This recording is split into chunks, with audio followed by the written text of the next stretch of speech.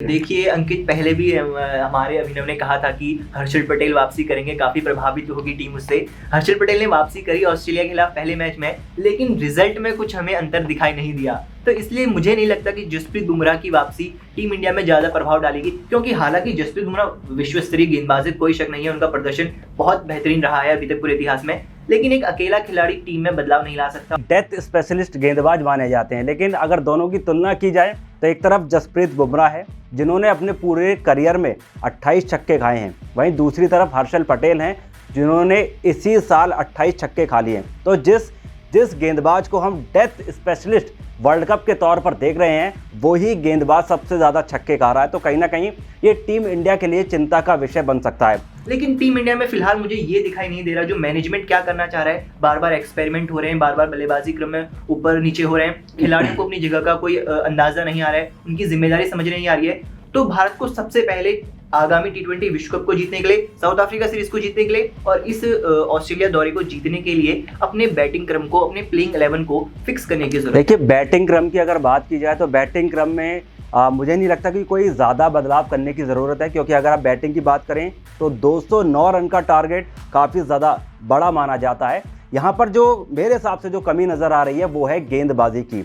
भुवनेश्वर कुमार हो या फिर हर्षल पटेल हो या फिर कोई और गेंदबाज हो, ये गेंदबाज यही गेंदबाज जो है वो T20 वर्ल्ड कप के लिए भी सेलेक्ट हैं, और यही गेंदबाज जिस वक्त पर टीम इंडिया को सबसे ज़्यादा रन बचाने की ज़रूरत होती है, उसी वक्त पर ये गेंदबाज सबसे ज़्यादा रन लुटवा रहे हैं। भुवनेश्वर कुमार को अगर आप देखें तो एक प्लेयर, मैंने ऐसा कभी नहीं देखा कि एक प्लेयर एक ही मैच में से दो बिल्कुल अलग आपको उस पर ओपिनियन होंगे कि शुरुआती ओवर में ऐसा लगता है कि लेकिन इनसे बढ़िया कोई बॉलर नहीं, और आखिरी के ओवर में ऐसा लगता है कि बस अभी कोई रिप्लेसमेंट दे दे हमें भुवनेश्वर कुमार की जगह।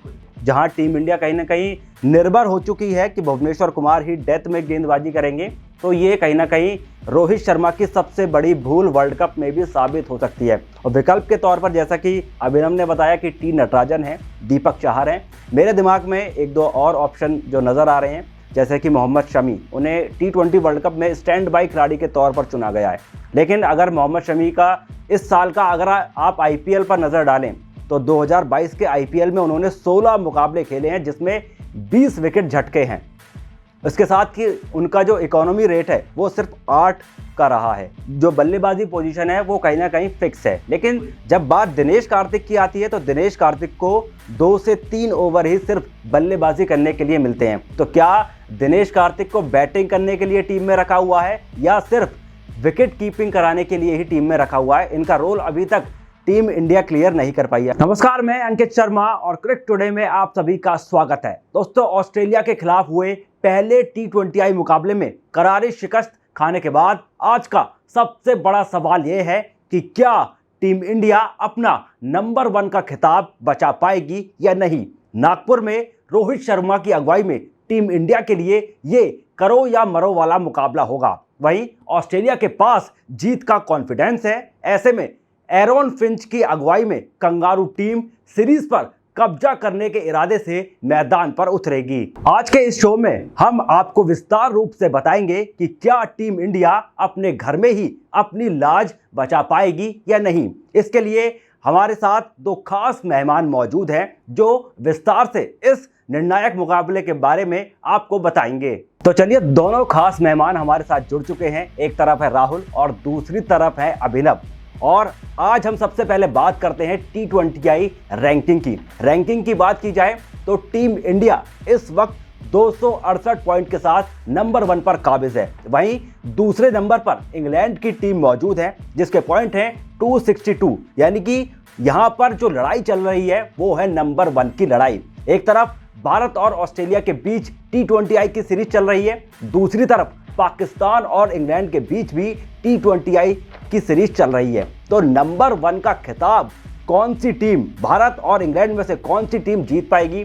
इसके लिए सबसे पहले मैं राहुल से ये सवाल पूछना चाहूंगा कि कौन सी टीम नंबर 1 के लिए प्रबल दावेदार है। राहुल, आप बताइए। सबसे पहले तो धन्यवाद अंकित, आपने हमें शो पे बुलाया। देखिए, मुझे जो वर्तमान स्थिति दिख रही है, ऑस्ट्रेलिया और भारत के बीच सीरीज चली है, पहला मैच भारत हार गया है, 2 मुकाबले और खेलने हैं। वहीं इंग्लैंड से तुलना करें तो इंग्लैंड और पाकिस्तान के बीच पहला मैच इंग्लैंड जीत चुकी है और 6 मैच और खेलने हैं। तो ऐसे में जो संभावना, जो स्थिति दिख रही है, अगर भारत अपने अगले दोनों मुकाबले जीत जाता है, उसके बाद भी उसके लिए मुश्किल रहने वाला है नंबर 1 के खिताब पर काबिज रहना, क्योंकि इंग्लैंड ने 6 मैच खेले हैं। अगर वो 4 या 5 मैच भी और जीतती है तो नंबर 1 पे आ जाएगी। हालांकि भारत ने इसके बाद साउथ अफ्रीका के खिलाफ सीरीज खेलनी है 3 मैचों की, तब भारत के पास फिर से नंबर 1 पर आने का मौका हो सकता है, ऐसा मुझे लगता है। अभिनव, आप क्या सोचते हैं इस बारे में? इस बारे में तो मैं भी खैर राहुल से अग्री करता हूं कि अगर इंडिया अपने जो बाकी 2 बचे मैच हैं वो जीत भी जाती है तो काफ़ी कुछ निर्भर होगा कि इंग्लैंड और पाकिस्तान के मैच में क्या हो रहा है। हालांकि पर मेरा एक और ऑब्जर्वेशन ये है कि आईसीसी की जो T20 रैंकिंग का जो पूरा सिस्टम है वो बहुत कॉम्प्लिकेटेड है। हाँ, ऐसे नहीं पता इतना साइंस। बिल्कुल बिल्कुल। पर ये जाहिर सी बात है कि अगर कोई एक T20 सीरीज 3 मैच की है और कोई एक 7 मैच की है तो जरूर एक बैलेंस आउट करने के लिए कुछ अपना एक अलग मैथमेटिकल फॉर्मूला होगा। तो इंग्लैंड को पर हाँ 3 से अधिक मैच अगर इंग्लैंड जीत जाती है तो जाहिर सी बात है कि फिर इंडिया अगर 2 मैच भी जीते तो भी इंग्लैंड नंबर 1 बन रही है। पर हाँ, अगर एक सीरीज इंडिया चाहेगी कि इंग्लैंड और पाकिस्तान की सीरीज काफ़ी एक टक्कर की जाए, जीते कोई भी, पर 3-4 या 4-3 से अगर इंग्लैंड भी जीते तो भी इंडिया नंबर 1 रह सकती है। जी हाँ, सीरीज कहीं ना कहीं सीरीज इंडिया को ये जीतनी होगी। ऑस्ट्रेलिया के खिलाफ भी सीरीज जीतनी होगी और दक्षिण अफ्रीका के खिलाफ भी T20 सीरीज जो है वो जीतनी होगी, तभी टीम इंडिया आसानी से नंबर 1 पर काबिज बने रह सकती है। लेकिन यहाँ रैंकिंग की तो बात हमने कर ली, लेकिन आज हम बात करते हैं जो भारत और ऑस्ट्रेलिया के बीच दूसरे T20 मुकाबला जो नागपुर में जो खेला जाएगा उसकी चर्चा करते हैं। तो आप दोनों से मेरा सीधा सवाल यही है कि टीम इंडिया पहले मैच में तो करारी शिकस्त झेल चुकी है कि लेकिन क्या यही भारतीय टीम वापसी कर पाएगी या नहीं? क्या टीम इंडिया के शेर घर में ही होंगे ढेर? आप बताइए राहुल। देखिए अंकित, ये आपका सवाल काफ़ी कॉम्प्लिकेटेड है, क्योंकि अगर मैं दिल से जवाब देना चाहूँगा तो यकीनन टीम इंडिया जीतेगी। लेकिन अगर दिमाग से बात करूँ तो मुझे नहीं लग रहा कि जिस तरीके का प्रदर्शन पहले मैच में हुआ, हमारे सबसे बड़े 3 जो बल्लेबाज हैं, विराट कोहली, रोहित शर्मा, दिनेश कार्तिक, काफ़ी उम्मीदें रहती हैं, फ्लॉप रहे। इसके अलावा बाकी ऑस्ट्रेलियाई टीम का प्रदर्शन देखिए, कैमरन ग्रीन ने कितना अच्छा प्रदर्शन किया।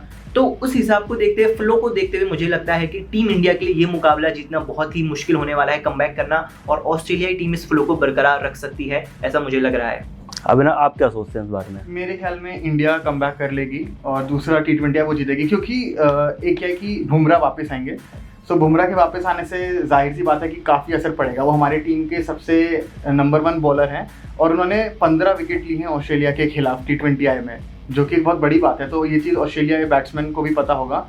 और दूसरी बात यह है कि अगर हम पुरानी सीरीज भी देखें पहले की, तो भारत बहुत बार पहला T20 या पहला मैच कोई सा भी फॉर्मेट हो हारी है और उसके बाद कमबैक करते हुए सीरीज जीती भी है। तो सेम चीज़ ये ऑस्ट्रेलिया के अगेंस्ट भी हमें देखने को मिल सकता है, क्योंकि एक बॉलर की वापसी, वो भी बुमराह जैसे गेंदबाज की वापसी, बहुत बड़ा अंतर ला सकते हैं। देखिए अंकित, पहले भी हमारे अभिनव ने कहा था कि हर्षल पटेल वापसी करेंगे, काफ़ी प्रभावित होगी टीम उससे। हर्षल पटेल ने वापसी करी ऑस्ट्रेलिया के खिलाफ पहले मैच में, लेकिन रिजल्ट में कुछ हमें अंतर दिखाई नहीं दिया। तो इसलिए मुझे नहीं लगता कि जसप्रीत बुमराह की वापसी टीम इंडिया में ज़्यादा प्रभाव डालेगी, क्योंकि हालांकि जसप्रीत बुमराह विश्व स्तरीय गेंदबाज है, कोई शक नहीं है, उनका प्रदर्शन बहुत बेहतरीन रहा है अभी तक पूरे इतिहास में। लेकिन एक अकेला खिलाड़ी टीम में बदलाव नहीं ला सकता और उसके दम पर भारत का जीतना बहुत ही मुश्किल होगा। एक चीज़ मैं और ये ऐड करना चाहूँगा कि देखिए, with respect to Harshal Patel, but Harshal Patel और बुमराह में काफ़ी फर्क है। देखिए, दोनों ही कहीं ना कहीं डेथ स्पेशलिस्ट गेंदबाज माने जाते हैं, लेकिन अगर दोनों की तुलना की जाए तो एक तरफ जसप्रीत बुमराह है जिन्होंने अपने पूरे करियर में 28 छक्के खाए हैं, वहीं दूसरी तरफ हर्षल पटेल हैं जिन्होंने इसी साल 28 छक्के खा लिए हैं। तो जिस गेंदबाज को हम डेथ स्पेशलिस्ट वर्ल्ड कप के तौर पर देख रहे हैं, वही गेंदबाज सबसे ज़्यादा छक्के खा रहा है। तो कहीं ना कहीं ये टीम इंडिया के लिए चिंता का विषय बन सकता है। और रही बात वापसी की, तो आप ऑस्ट्रेलिया की टीम पर नज़र डालिए। ऑस्ट्रेलिया की टीम में डेविड वार्नर नहीं है, मिचेल मार्श नहीं है, मार्कस स्टोइनिस नहीं है और इसके अलावा मिचेल स्टार्क नहीं है। तो कहीं ना कहीं ऑस्ट्रेलिया टीम के 4 प्रमुख खिलाड़ी मौजूद नहीं है, लेकिन फिर भी भारत को हराने की काबिलियत ये टीम रखती है। तो कहीं ना कहीं ये भारत के लिए चिंता का विषय तो है ही, लेकिन टीम इंडिया पर अगर आप नज़र डालें तो मैं आप दोनों से ही मेरा ये सवाल है कि कमी कहाँ पर नज़र आ रही है, कि क्यों टीम इंडिया अपने घर में ही नहीं जीत पा रही है? देखिए अंकित, अगर हम सिर्फ पहले मुकाबले की बात करें तो यहाँ पर तो मैं आपको कई सारे कारण गिना सकता हूँ। फील्डिंग बेहद खराब हुई, 3 बड़े बड़े बल्लेबाज हमारे फ्लॉप हुए, डेथ ओवर्स में बहुत पिटाई हुई, कई सारे कारण गिना दूंगा। लेकिन जो टीम इंडिया पिछले एशिया कप के आखिरी मुकाबले हारी, और ये अगर पूरी श्रृंखला की बात करें तो टीम इंडिया का बैटिंग ऑर्डर निर्धारित नहीं हो पा रहा है। एक फिक्स बैटिंग ऑर्डर होना बेहद ज़रूरी है ताकि खिलाड़ी अपने आप को कॉन्फिडेंट फील करें, अगली बल्लेबाजी के लिए मुझे जाना है, खुद को उसके लिए तैयार कर सकें और जो एक जिम्मेदारी है उसको समझ सकें। लेकिन टीम इंडिया में फिलहाल मुझे ये दिखाई नहीं दे रहा जो मैनेजमेंट क्या करना चाह रहा है। बार बार एक्सपेरिमेंट हो रहे हैं, बार बार बल्लेबाजी क्रम में ऊपर नीचे हो रहे हैं, खिलाड़ियों को अपनी जगह का कोई अंदाजा नहीं आ रहा है, उनकी जिम्मेदारी समझ नहीं आ रही है। तो भारत को सबसे पहले आगामी T20 विश्व कप को जीतने के लिए, साउथ अफ्रीका सीरीज को जीतने के लिए और इस ऑस्ट्रेलिया दौरे को जीतने के लिए अपने बैटिंग क्रम को, अपने प्लेइंग 11 को फिक्स करने की जरूरत है। देखिए बैटिंग क्रम की अगर बात की जाए तो बैटिंग क्रम में मुझे नहीं लगता कि कोई ज़्यादा बदलाव करने की ज़रूरत है, क्योंकि अगर आप बैटिंग की बात करें तो 209 रन का टारगेट काफ़ी ज़्यादा बड़ा माना जाता है। यहाँ पर जो मेरे हिसाब से जो कमी नज़र आ रही है वो है गेंदबाजी की। भुवनेश्वर कुमार हो या फिर हर्षल पटेल हो या फिर कोई और गेंदबाज हो, ये गेंदबाज यही गेंदबाज जो है वो T20 वर्ल्ड कप के लिए भी सेलेक्ट हैं और यही गेंदबाज जिस वक्त पर टीम इंडिया को सबसे ज़्यादा रन बचाने की ज़रूरत होती है उसी वक्त पर ये गेंदबाज सबसे ज़्यादा रन लुटवा रहे हैं। तो यही कमी कहीं ना कहीं टीम इंडिया को सुधारनी होगी। इसके अलावा फील्डिंग की बात करें तो फील्डिंग में भी टीम इंडिया में काफ़ी कमी नज़र आ रही है। इससे पहले टीम में रविंद्र जडेजा थे, जो जब टीम में रहते थे तो अलग ही लेवल की एनर्जी ग्राउंड में देखने को मिला करती थी और कहीं ना कहीं रविंद्र जडेजा के ना होने से टीम इंडिया के बाकी खिलाड़ियों पर भी फर्क पड़ रहा है। इस बारे में आप क्या सोचते हैं अभिनव? जी बिल्कुल सही बात है कि एक तो रविंद्र जडेजा की कमी फील्डिंग में, आपने पिछला मैच देखा तो उसमें कितने कैचेस ड्रॉप हुए थे। अगर मान लीजिए अगर वो कैच पकड़े गए होते तो गेम का पूरा सिनेरियो चेंज हो चुका होता, ठीक है, रिजल्ट भी अलग हो सकता था।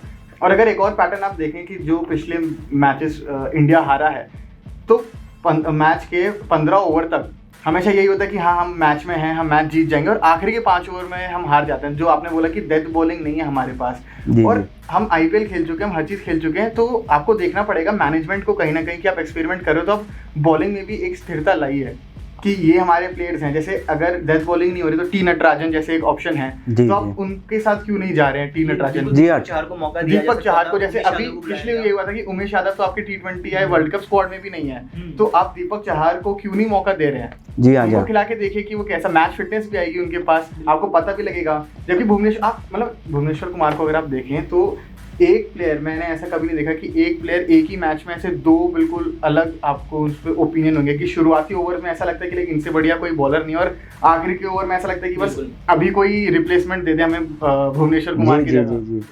तो कहीं ना कहीं विकल्प हमें भुवनेश्वर कुमार के तलाशने होंगे, जहां टीम इंडिया कहीं ना कहीं निर्भर हो चुकी है कि भुवनेश्वर कुमार ही डेथ में गेंदबाजी करेंगे। तो ये कहीं ना कहीं रोहित शर्मा की सबसे बड़ी भूल वर्ल्ड कप में भी साबित हो सकती है। और विकल्प के तौर पर जैसा कि अभिनव ने बताया कि टी नटराजन है, दीपक चहर हैं, मेरे दिमाग में 1-2 और ऑप्शन जो नज़र आ रहे हैं, जैसे कि मोहम्मद शमी, उन्हें T20 वर्ल्ड कप में स्टैंड बाई खिलाड़ी के तौर पर चुना गया है। लेकिन अगर मोहम्मद शमी का इस साल का अगर आप IPL पर नज़र डालें तो 2022 के IPL में उन्होंने 16 मुकाबले खेले हैं जिसमें 20 विकेट झटके हैं। इसके साथ ही उनका जो इकोनॉमी रेट है वो सिर्फ 8 का रहा है। वहीं भुवनेश्वर कुमार के आंकड़ों पर अगर आप नज़र डालें तो भुवनेश्वर कुमार 19वें ओवर में और 16वें ओवर में सबसे ज़्यादा रन देने वाले गेंदबाज भारतीय टीम के बनते जा रहे हैं। तो इसी के साथ कहीं ना कहीं जो जद्दोजहद है वो इन गेंदबाजों के बीच तो चलती ही रहेगी। लेकिन आपने बल्लेबाजी की जो बैटिंग ऑर्डर जो है उसकी बात करी, तो बैटिंग ऑर्डर में सबसे पहला जो नाम मेरे दिमाग में इस वक्त चल रहा है वो है दिनेश कार्तिक। आपने पिछला मुकाबला देखा, एशिया कप भी आपने देखा, तो कल के मुकाबले पर अगर हम बात करें जो ऑस्ट्रेलिया के खिलाफ हुआ, अगर उसमें नज़र डालें तो दिनेश कार्तिक से पहले अक्षर पटेल को बल्लेबाजी करने के लिए भेजा गया था। इस क्रम को आप किस तरीके से देखते हैं? देखिए, मैं आपसे पहले भी कह चुका हूँ, मेरा जो पूरा ओपिनियन है कि यही है कि बल्लेबाजी क्रम को फिक्स करना होगा टीम इंडिया ने, अपने टीम मैनेजमेंट ने, क्योंकि अक्षर पटेल को दिनेश कार्तिक से ऊपर भेजना मुझे नहीं लगता इस बात का कोई भी सेंस था। दिनेश कार्तिक को टीम मैनेजमेंट मुझे लगता नहीं उनको लेकर क्लियर है, उनको क्या करवाना है उनसे टीम में। और उनसे बेहतर मुझे अगर सच कहूँ तो ऋषभ पंत की पोजीशन ज़्यादा क्लियर नज़र आती है टीम इंडिया में, क्योंकि वो स्टेबल होकर बल्लेबाजी कर लेते हैं और फिनिशिंग भी कर लेते हैं। हालांकि T20 में अभी तक उन्होंने ऐसा नहीं करके दिखाया, लेकिन T20 में उनका फॉर्म जो है वो कहीं ना कहीं निराशाजनक रहा है। लेकिन बैटिंग पोजीशन की अगर बात करें तो बैटिंग पोजीशन में वो 5वें नंबर पर बल्लेबाजी करते हैं। उनकी जो बल्लेबाजी पोजीशन है वो कहीं ना कहीं फिक्स है। लेकिन जब बात दिनेश कार्तिक की आती है तो दिनेश कार्तिक को 2 से 3 ओवर ही सिर्फ बल्लेबाजी करने के लिए मिलते हैं। तो क्या दिनेश कार्तिक को बैटिंग करने के लिए टीम में रखा हुआ है?